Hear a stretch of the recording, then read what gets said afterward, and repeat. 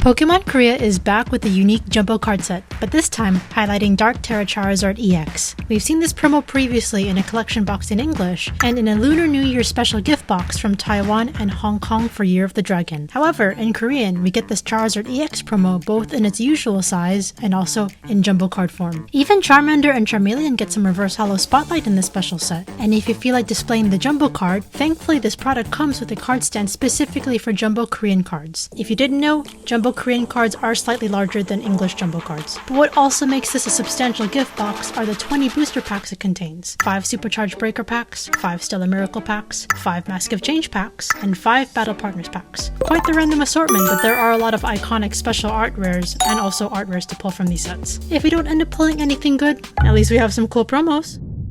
So I conveniently laid all the packs from the Charizard gift box right in front just to make it easier.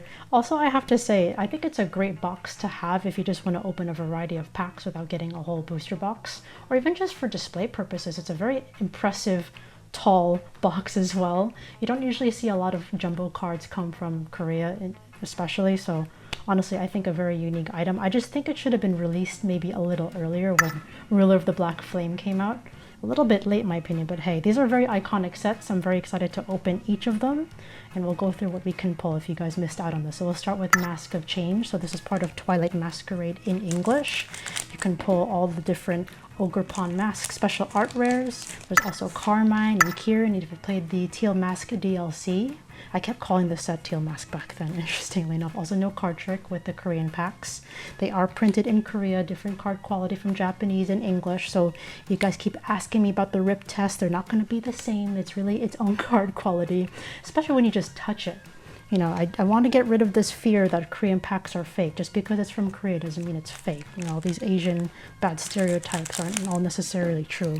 Just Korean packs are a great alternative if you want to collect something other than Japanese or English at a much fairer price. Also, no secret rare guaranteed in booster boxes, and obviously not from this pile because we have a very random assortment. Although we pull something cool. Oh yeah! We have Blissey EX with the weird, crazy, oversaturated holo foil. So this was during the time when Pokemon kind of changed their printing a little bit, at least Pokemon Korea, and you'll just see an obnoxious amount of sparkle, whereas some of the previous sets before Mask of Change, here I go again, you won't see as much sparkle. So if I can pull another EX from a different set, I'll try to compare that for you. But if it can pull Carmine, I'll be very happy. In Korean, because finding that in this particular language is definitely not easy. If you're looking for particular singles, a lot of the times it's really just a lot easier trying to pull it yourself than finding it, because it can be quite the headache. Very nice, we've got a Timber art rare. I will not complain considering we have 5 packs of this set.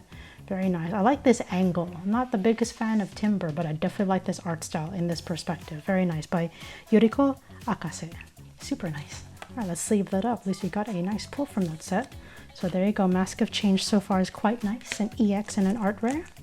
Did you guys like Twilight Masquerade? Because I did. Well, I didn't really open Twilight Masquerade like that, mainly the Asian language versions. I like Crimson Haze too. You can pull the Eevee art rare from that, although it's not included in this set. I feel like the red would have matched Charizard a bit better, but interesting. But again, I'm really surprised that Ruler of the Black Flame isn't included because the Terra Charizard was the highlight of that set. Ruler of the Black Flame was part of Obsidian Flames if you did not open that set in Japanese or Korean. Okay, last Mask of Change pack. Can we get Kieran or Carmine? Or even Sinistcha. That's also a nice Pokemon to pull from this set as well. Nope, just Clefable. Alright, no problem. Now moving on to the next set, we have Stellar Miracle. Very nice. You can pull Terapagos, the special art rare. There's also Briar. There's also the Zero Aura art rare, which I think is fantastic, by Kazumasa Yasukuni.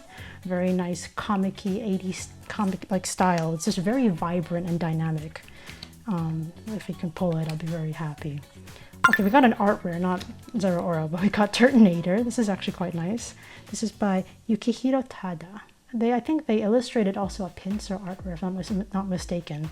I like the contrast of the rain. When it's like in the cave, it turns white, and then everywhere else, it's just like black lines. That's a nice little contrast. Very cute, gentle Turtonator, because usually Turtonator is portrayed as a very aggressive and frightening Pokemon with its spikes on its back. A unique dragon fire typing combination. I'm also using scissors because Korean packs can be hard on the nails, as you guys may have seen in the past. All right, we have Rhyhorn. Yeah, that's also another way you can tell the difference of pack, or just card quality in general, between Korea and also Japanese packs in general. Japanese packs are a lot easier to open. They rip like paper. These can be quite challenging. Like, you just have to put more effort in getting these open.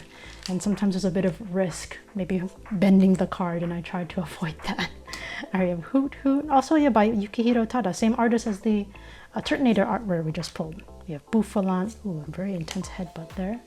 And Togeda Maru, one of the Pikachu clones. 2 more packs. At least so far, each set has at least given us something nice. At least an art rare. Not expecting any secret rares, but if we can pull one, I'll be quite surprised. But that's also why I like opening these gift boxes. Again, I think the surprising assortment is what makes it very appealing in my opinion. And we got Dash Bun. That's very cute. I haven't actually pulled this yet. I like how, because it's a fairy type, we have a very pink background. Just looks like a pile of bread. I know it's like a bread dog. Maybe it's just alluding to the funny like bread dog meme. Bread sheep. Although it's not a Shiba, it's a Dachshund combined with the word bun. Witty take on a food dog. Okay, last pack. Wow, guys, so we actually did get a secret rare. They're not ever guaranteed from booster boxes. It's very nice. If you do pull it, you're very lucky. But back in the day, especially when you go back to maybe like Sun and Moon era, Sword and Shield era, you would definitely see those no SR boxes more often. And now we're moving on to Supercharge Breaker. Before I forget about talking about this set, we can pull the awesome Stellar Pikachu, Milotic SAR, Stellar Hydreigon, and so on. This is a very interestingly themed set, or maybe lack of theme. I don't know, it felt a little bit all over the place in my opinion. I have talked about that previously. There's also Jasmine, Clement, a bunch of different trainers. Clement makes sense because it's a electric type trainer. I can see that, but Jasmine is a steel type trainer. Although some steel types kind of mix in with the electric type, like Magnemite, Magneton, etc. But if we can pull the Pikachu in Korean, that'd be incredible. They opened like a couple thousand packs or something and only pulled one Pikachu SAR. It was really, really hard to find, apparently. I don't blame him. After all, the secret is not guaranteed in Korean boxes, so if you do find it, you're very lucky. I also have to say, I love Taiga Kasai's art style of the Paldean and Tauros. They were a previous Pokemon illustration contest winner. I try to take note of whenever, there's a winner that had their artwork on a card, and I try to see their artwork later on after they've won the contest. It's just fun to see how far their art evolves or changes. All right, we have Azelf. Oh, there's Clement. Speaking of the devil, we have Scovillain, Mr. Spicy. Oh yes, okay, this is a great example actually. So check out this hollow foil, right? So you definitely see like maybe a healthy amount of sparkle, probably a little bit less than what you typically see on a Japanese printed EX card. Now let's compare this to the Blissey. I'm very happy we're opening different sets of this video. So hopefully under the light you guys can see the different amount of sparkle. The Blissey definitely has a more insane amount of sparkle. So this is an example of how Pokemon Korea can sometimes change their hollow foil or card quality even within the same era. So hopefully you guys can see that. I just found that really interesting because there's definitely a significant change. And when you open, a certain language of cards enough and you notice those changes, it can be quite, surprising and shocking. Kind of ask yourself why. Did people complain about there not being enough sparkle? And then when we went to too much sparkle, then they went back to their old ways. Because I'd say in the more recent sets, we don't see that insane sparkle anymore. We have Kecleon, very nice. Okay, at least every set has given us some sort of art rare. And we did get a secret rare pull, so very nice assortment. Kecleon is very nice. Okay, on to the very last set of packs. So if we pull another EX from here, I also want you guys to see the quality of EX cards, if we do land one, of course.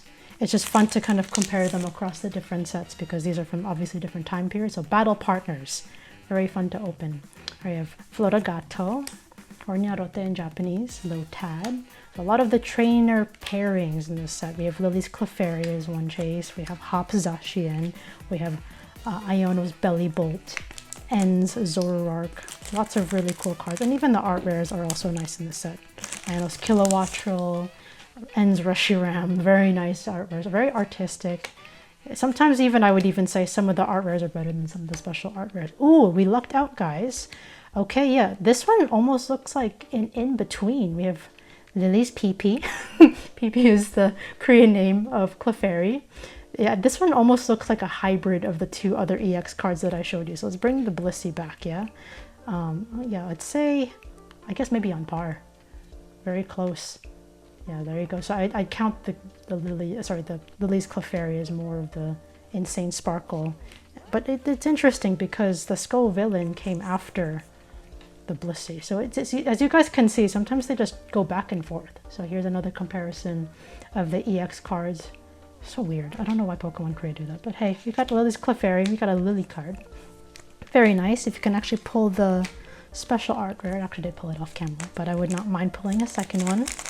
Let's see what else we can get. Or even one of the trainer art rares. Hops Woo is another cute one from the set.